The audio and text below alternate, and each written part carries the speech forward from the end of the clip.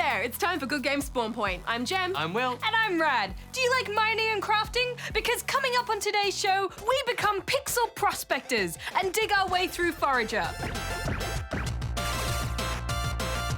Plus, our quest to save the universe continues in part 2 of the Apocalypse. Cool. Wait, did you say the Apocalypse? And we've got a scoop of gaming news. Speaking of mining and crafting, I found this on the set.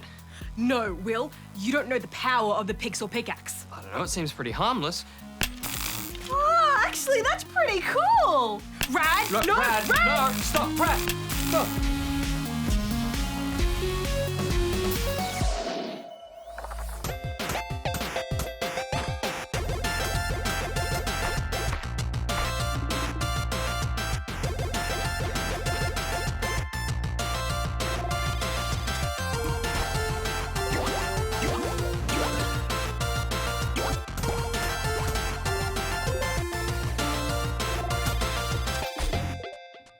Forager is a retro-styled open-world game that takes inspiration from other games like Terraria and Stardew Valley.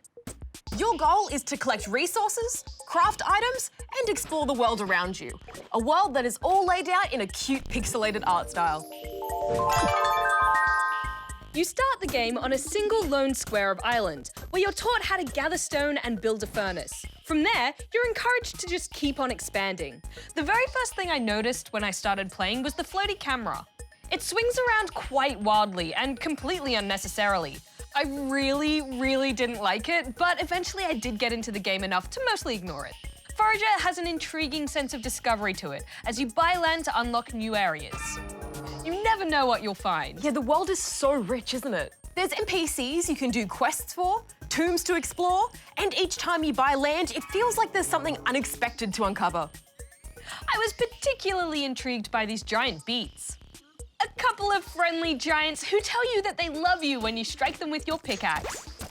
Wait, why were you hitting them? You didn't harvest them, did you? I did, and their beety goodness was delicious. You monster! That's what the game called me.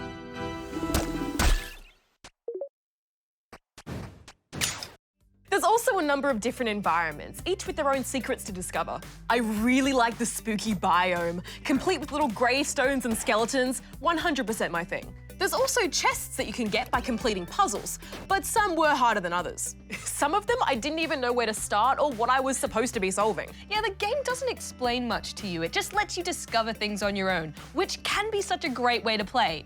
But unfortunately here, I found it made things unnecessarily frustrating. For example, I built this huge lighthouse, but I still have no idea what it does. Did I build it in a bad spot? I don't even know. Everything will come to light in its own time. Oh, good one. All right. Like other games in the crafting genre, you'll spend most of your time simply stockpiling resources so that you can expand. I hope you like mining because you'll be doing a lot of mining.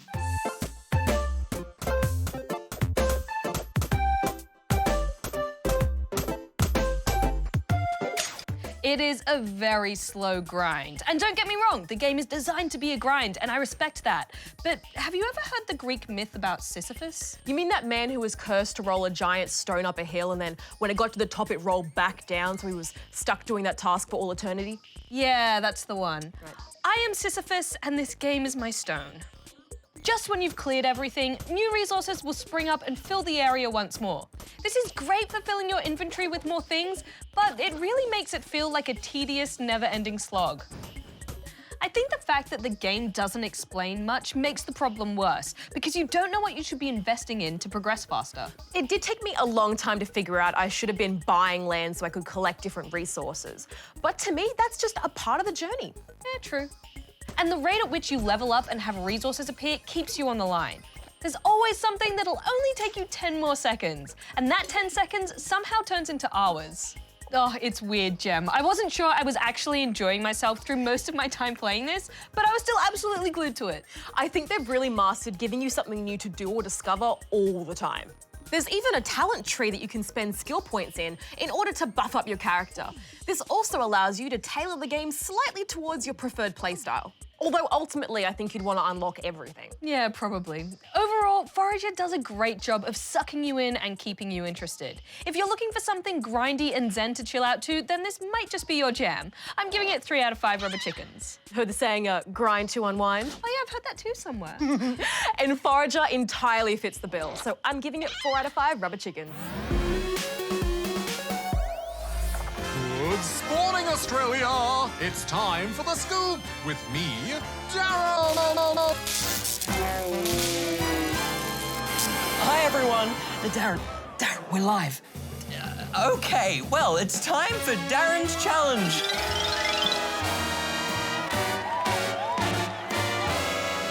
Where in the world was the first Forza Horizon game set? Answer at the end of the scoop. Has someone got the answer? Okay, well, onto some gaming news. Nintendo Switch FIFA 19 players are kicking up a fuss after an important feature was not added to their version of the game. The long-awaited EPL squad building challenge in FIFA Ultimate Team is available on PS4 and Xbox One editions of the game and was originally advertised on the Switch. But now EA Sports say it was never intended for the Nintendo console. Disappointing, right, Dak? Never mind. In other news, a quirky new handheld gaming system called the Playdate has been announced. Due out next year, the cute yellow device features a black and white display and a crank handle. Games will roll out in seasons, with a number of well-known indie developers on board. Yeah, a crank. If only I had one to use on Darren. Bugmill, do we have a crank? Right, I have no idea what you're saying. How about we go do an extra scoop?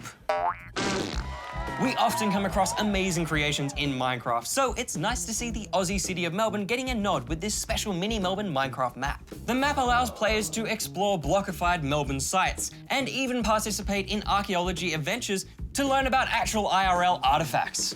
I wonder if they'll make one for French Perth. Oh, right, yes, it's time for the answer to Darren's challenge. The first installment in the Forza Horizon series was set in the American state of Colorado, home to the Rocky Mountains. We certainly have seen some beautiful settings in Forza Horizon games since too. From southern France and northern Italy to the UK. And let's not forget Australia. And on that note, that's all the scoops we have to scoop for this week. Until next time, good night, Australia. Can someone call a robo-doctor? He's out. We need an engineer. Are you an engineer? A robo-doctor?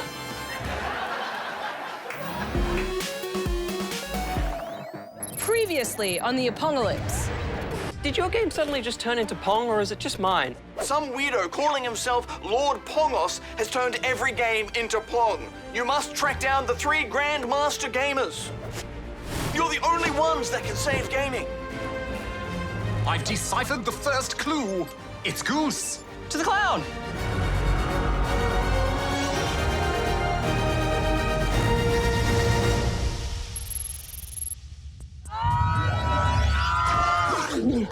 Whoa, Darren, this is what your cloud looks like? Affirmative. Impressive, isn't it? No. Now, Goose, I think I filed him somewhere over here. Goose! Brad? Jen, is that you? Oh, yeah. And you must be Will. Yeah, not bad. Could use a little more beard. Nice to finally meet you. Wait, Oh, I'm so glad you guys came to see me. The conversation here has been a little one-dimensional. Well, actually, due to the advanced GPUs in the GGSP set, my cloud is rendered completely in 3 dimensions, Goose. Yeah, I see what you mean. But we're actually here to stop the apocalypse. Cool. Wait, did you say the apocalypse? So the prophecy has come to pass. I knew when I was entrusted with the sacred gaming artifact that this day would come, that it would all come down to me. Some might even call me a hero. Goose, can we just have the artifact, please? We're kind of in a hurry here. Oh, yes, of course. I hid it in a place that no one would think to look. Noob Land. Noob Land? I don't want to go to Noob Land. It's all newbie. We have to, Will, for the universe. But how do we even get to Noob Land? I could adjust my noob sensors to find the noobiest place in the universe and then teleport you straight there from the cloud. Well, you guys better save the universe, and quick! I've got nothing in here to do but play video games, and Pong can get a bit repetitive after a while. You can converse with me, Goose. Please hurry! Okay, it's great to know you're only a cloud away, Goose. Although I still don't agree with making digital copies of people without their permission. That's not what Digital Rad would say. Wait, what did you say? Did you make a digital copy of me? I have a lock on Noob Land. Charging teleporters. Darren!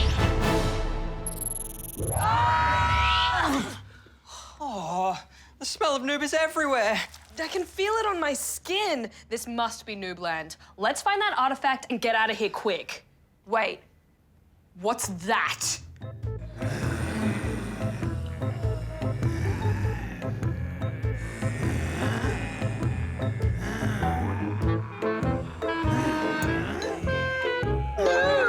Come on, the artifact is in there somewhere. We've got to find it.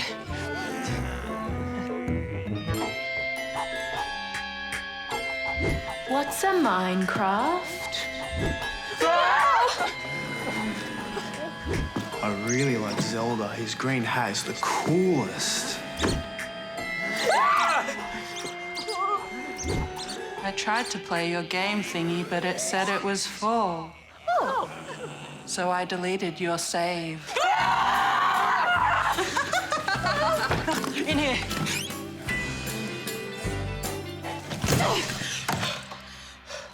Hey, I think that's the artifact. It's the Nintendo Power Glove, one of the first motion-controlled gaming peripherals, released in 1989. It's known for its cool, futuristic look, and for not working very well. Well, let's get it and get out of here.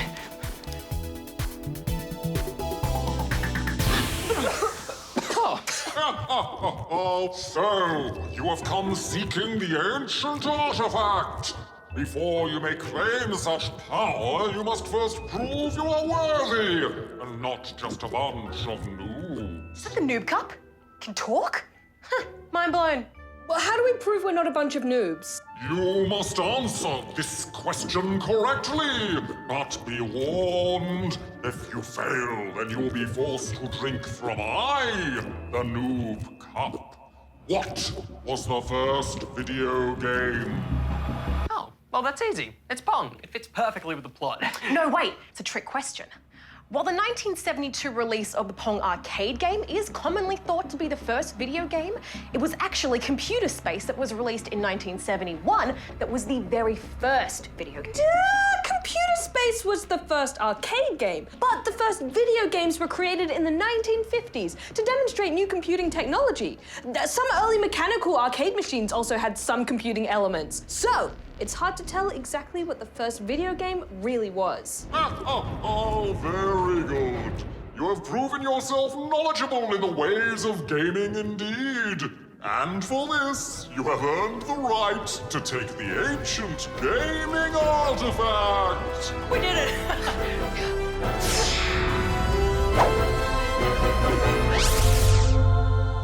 Oh, we got the first artifact. Lucky you knew all that stuff, Rad.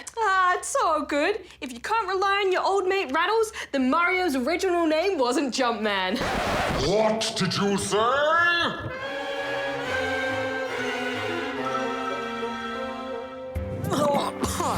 That's worse than I could have ever possibly imagined.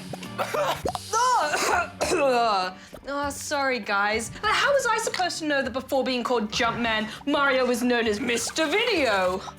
Darren, where did you come from? Hello! I have just completed deciphering the second Game Master on Barjo's list. There are actually two. It's Jimmy Giggle and Hoot the Owl. Oh, my hero, Brian, the Jimmy Giggle and Hoot the Owl. I'm such a huge fan. I can't wait to meet them. Come on. Will, wait up!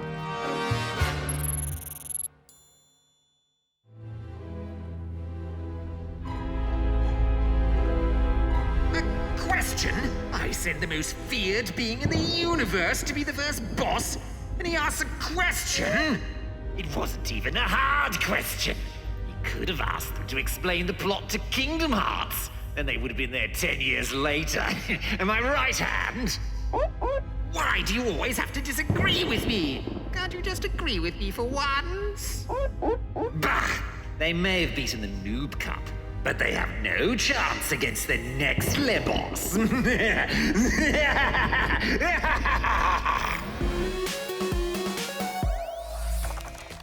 Okay, Will, are you ready for some Ask SP shenanigans? Well, I certainly am. I love shenanigans and hijinks, tomfoolery, that kind of thing. Well, fantastic. Well, let's get things rolling with this video from Aston. Today, I'm going to ask you two questions. First, when does Luigi's Mansion 3 come out on Switch? Second, is there any Sonic or Mario games coming out on Nintendo Switch? P.S. Welcome, Will. Bye-bye, GGSP. Thanks, Aston. In answer to your first question about when Luigi's Mansion 3 will be coming out on the Switch, it is due out sometime this year, but officially the date is still yet to be confirmed. Perhaps we'll hear more out of E3 next week. Yeah, perhaps. As for whether there are any Sonic or Mario games coming out on the Switch, well, yes there are. Team Sonic Racing just came out and we reviewed it here on GGSP just last week. Plus, we're also set to see Super Mario Maker 2 for the Switch. And Mario and Sonic will also feature together in Mario and Sonic at the Olympic Games Tokyo 2020. This is just said to be coming soon, so I don't know exactly when that is due for release. And there could be other games that haven't been announced yet. Yeah, there sure could. Moving right along now, though, to a question from Brittle in Best Fiends, South Australia. I have a noob accusation for Jem and Will. Right off the bat of being cleared from your Lego Movie noob accusation, the very next question you answered was from a queen, and I did not see either of you bow. Oh boy, we better call Darren. Wait. He's having technical difficulties. We can't call Darren. Just have to handle this ourselves. All right, well, I think we should just verify the complaint anyway. Let me just work out how to roll a tape. Roll the tape. If you don't answer, I will send my Master Builder army after you. Queen Nexo out. Well, I'm gonna let you field these ones since you're our resident Lego aficionado. First, what is your favorite Lego game? Oh no, it's true, we didn't bow. But while it may be mildly treasonous, it's not technically a noob mistake, so no noob cup, but it is a violation of the Ask SP guidelines. When did this all become so bureaucratic? We're just trying to help people here. Why don't we beg forgiveness from Queen Nexo of Legoland, lest she take matters into her own royal and Lego-y hands and send her Master Builder army after us? Of course, we're so sorry we forgot to bow Queen Nexo of Legoland. Yes, please forgive us, your Royal Highness, and spare us from your Master Builder army. Now what? I guess we just wait and see if a Master Builder army arrives. And take a look at another question. This one is from Jeffy. How do you get a chicken in Minecraft? Thanks, Jeffy. If you want to know how to get a chicken in Minecraft, well, there are a few different ways. If you come across a chicken in the overworld, it will follow you if you are holding seeds. If you want to keep the chicken, you can build a little fence pen area and lead it in there. To breed chickens, simply feed seeds to 2 adult chickens, ideally in an enclosed area.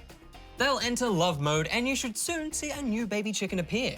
You could also try spawning more chickens by throwing a bunch of eggs at the ground. Yeah, you know what they say. You can't spawn a chicken without breaking a few eggs, except for the other ways of spawning chickens in the game. Who's telling you these things? Yeah. Right, well, on that note, I think we better fly. If you have a question for us at Ask SP, go here and send it in. And if you make it a video, you could score yourself a very nifty GGSP pen or some fancy stickers. So, Jem, there's no sign of a Master Builder army anywhere around here. Maybe Queen Nexo of Legoland forgave us. Yeah, let's hope so. Wait, what's that? Run! Well, my little friend, you've got something jammed in there real good. I think we're safe. How's Darren? A lot of carbon scouring. He's seen a lot of action. We'll try and get him fixed for next week. We're going to review the full final release of Beat Saber and slice up some tunes. Plus, we'll bring you some news straight from E3. Ooh, I wonder if they'll announce the PS5 or the Xbox One too. I don't know, it's pretty exciting though. Also, don't forget to check out what we've got online, such as our Let's Play of the Minecraft 10th anniversary map. Head to our website for more. And while you're there, you should also leave us a 10th anniversary message. Until next time, may all your games be good ones. Rat out. Jem out. Will out. Not quite.